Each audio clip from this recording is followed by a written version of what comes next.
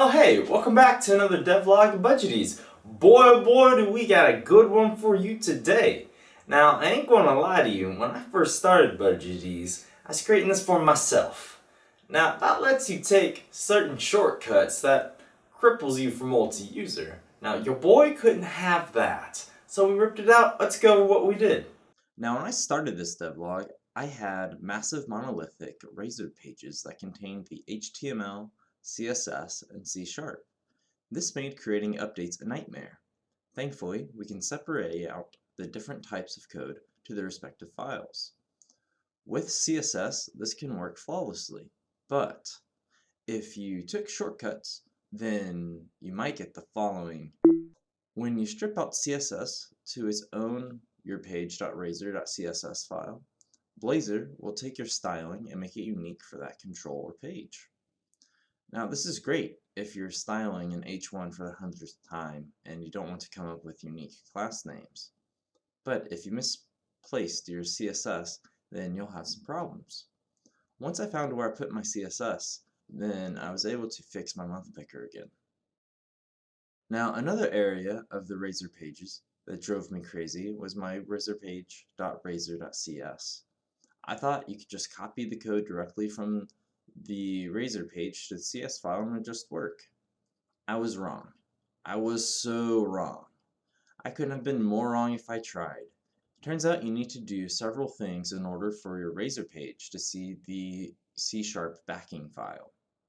First, the file name needs to match up, so this way you'll get some nesting. Second, your CS class name needs to ever be so slightly different. This part drives me crazy because I believe file names should match the class names. Third, your Razor page needs to have a namespace. Then, the Razor page also needs to inherit from the CS class. The CS class will need to inherit from component base. All methods in the CS class that are being used in the Razor page should have a minimum level of protected. If they're private, you won't be able to see them. Lastly, if you need to use the inject attribute, you can do that over properties.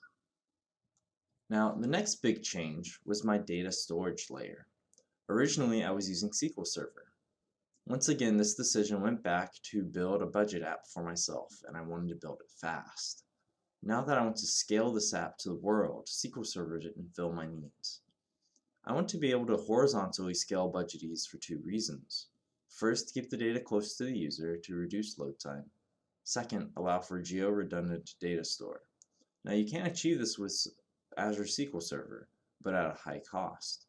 With Cosmos DB, you can meet all these requirements without the associated cost.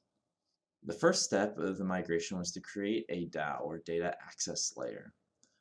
In this case, I'm using an interface, so that way I can swap out the data layer at any time that I need.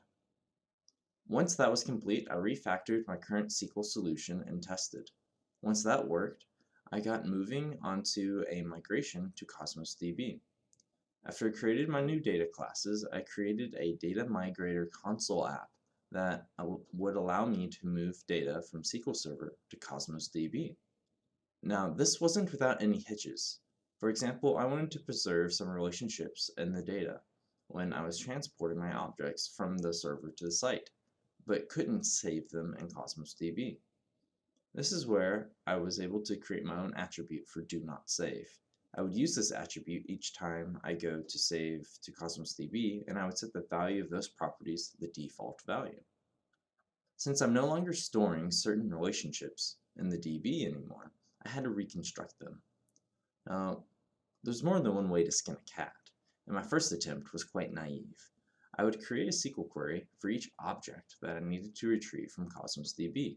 This made retrieving my budgets take about 6 seconds, and that was unacceptable. My next attempt was to use a list of IDs I was looking for and use that in an in operator in my query. This reduced the build time 6 seconds to 2.2 seconds, so about a 64% reduction. Now, this is a lot better, but if anyone out there knows a better way how to reconstruct complex objects from Cosmos DB, drop it in the comments below. Now, the last area I would like to talk about is the hosting of Budgeteze. Originally, I had a web API for the backend and a static web page being hosted out of Azure Blob Storage. I didn't really care much for this solution.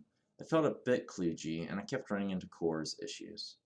Now, when you create a Blazor app, you have an option to pick the app as ASP.NET hosted.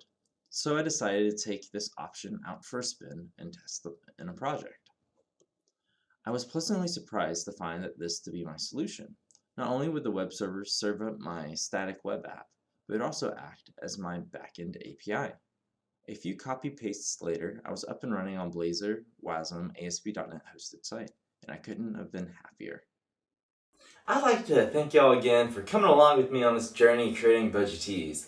Now, I've got big plans for Budgeteze, so don't forget to like, comment, and subscribe so you don't miss out on that next video. Until then, I hope you have a wonderful rest of your day. Bye.